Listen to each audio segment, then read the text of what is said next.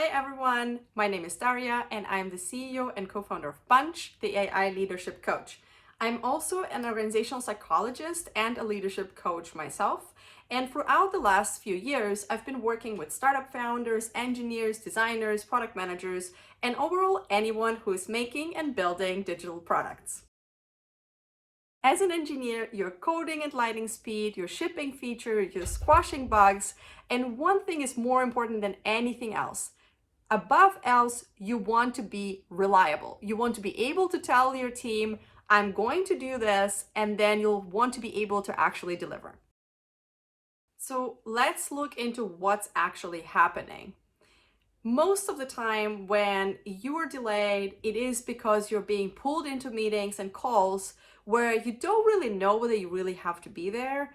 And your product manager may be kind of on your back because you are actually delayed with deliverables to the roadmap. And at the same time, you have regression bugs popping up and things that you actually didn't plan would break, but they do break. And so you kind of need to fix stuff from the last sprint or just unplanned stuff while also working under tight deadlines or tight timelines towards particular releases. So most of the time, it actually has nothing to do with how motivated and focused you are in that time, but it's kind of like external things that happen around you that pull you in and out of your zone that actually prevent you from shipping on time. So what can you actually do when this happens? So people pull you into calls and projects that you didn't count on. There is one very clear thing, and that is to say no. Simply say no. Obviously, much easier said than done. So let's look into why it's so hard and also what can you do in order to make it easier. So when your product manager or another team member approaches you and asks you to do a last minute change or add something into the scope of the sprint or you may feel like you are letting them down by saying, no, I can't do this. But in reality, it isn't actually mean or negative or disappointing if you point out clearly that if you do comply with what they're asking you to do, you would actually let down the whole team because you can't overall deliver what you had promised in the first place. They may not be aware of this. So very important in these situations is to actually clarify. So saying no is a very clear action, is a very clear communication, and it's very, very crucial to your team's success. So now that we've clarified why it's important to say no, let's look into different ways how you can say no. Because there isn't only one. There's actually 5 different ways how you can say no to your team or any other stakeholder in a very productive way. So let's take a look. The first way to say no is to take a pause. You can say something like, let's take a step back. What are you actually trying to achieve with this change? So when you raise this question, your counterpart typically starts thinking about the specifications, the goals, the outcomes, the results that they want to achieve.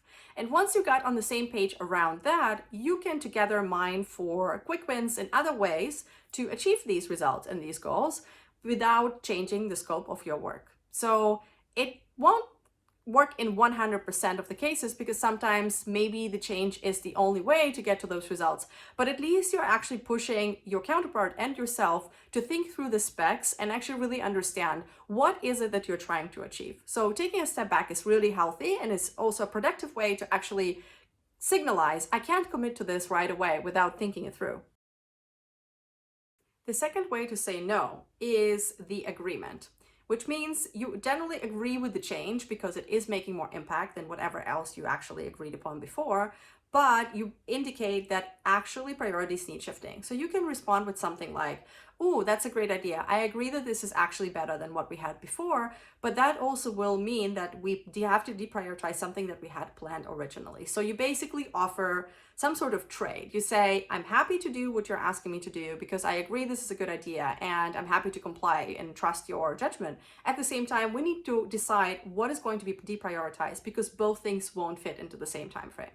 As you might have noticed, this no isn't actually even a no, which is why this strategy is the best strategy to please stakeholders, to really be constructive with your team and your boss or your product manager, whoever is asking you for the change, because it doesn't actually feel like a no. It really feels like, yes, sure, I am in it with you, I agree with you, and so let's do this together. It's a really, really effective strategy for many, many situations.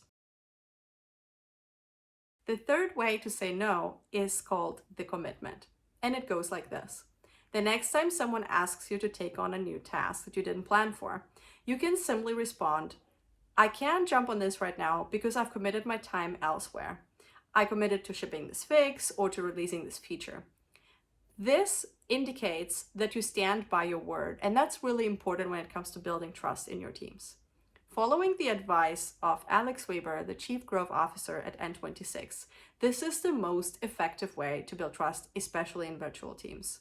It's much better to undercommit and overdeliver when it comes to trust than the other way around. The fourth way to say no productively is called the allotment. And basically, it means that the next time you're asked to take on an additional task or to make a change, you basically respond with something like, I would love to jump on this opportunity or to jump on this task. However, I'm already working on these 3 tasks, and each of them take me approximately 1 hour to 1 hour 30 minutes. So if we want to make it until the end of day today, I won't be able to fit that in. Giving specific estimates per task is really good because your stakeholders in your team learn first what you're working on already, but second, how long things take, and that increases and boosts credibility. The fifth and final way to say no constructively is called the twist, and it goes like this. Next time you're approached to make a change or to take an additional task, you can respond, I think this is a great idea, but the way you're proposing to do it right now won't fit with our proposed or our committed timeline. Hence, I'm suggesting to change it around a little bit. And instead of trying it this way, we can try it that way. Hopefully, the suggestion you're making is actually a quick win and it helps you to save time. That way, you can still comply with the change request and get to the goal in the same committed time, or at least without a huge delay. That's it. Those were the 5 ways to say no constructively. I hope they really help you, and the next time you're approached by someone on your team or a stakeholder to make a last-minute change, think about the 5 tactics on how to say no constructively and help your team and yourself to reliably deliver on the roadmap and the commitments you were making. I hope you found this helpful, and if you want to receive more tips and tactics like these, go check out the AI Leadership Coach by Bunch. You can find it on the Apple App Store by simply entering Bunch Leadership or Bunch Coach in the search field and download it. It's free, and every day you will receive personalized tips and tricks on how to be effective, happy, and productive at your work. And I hope to see you next time.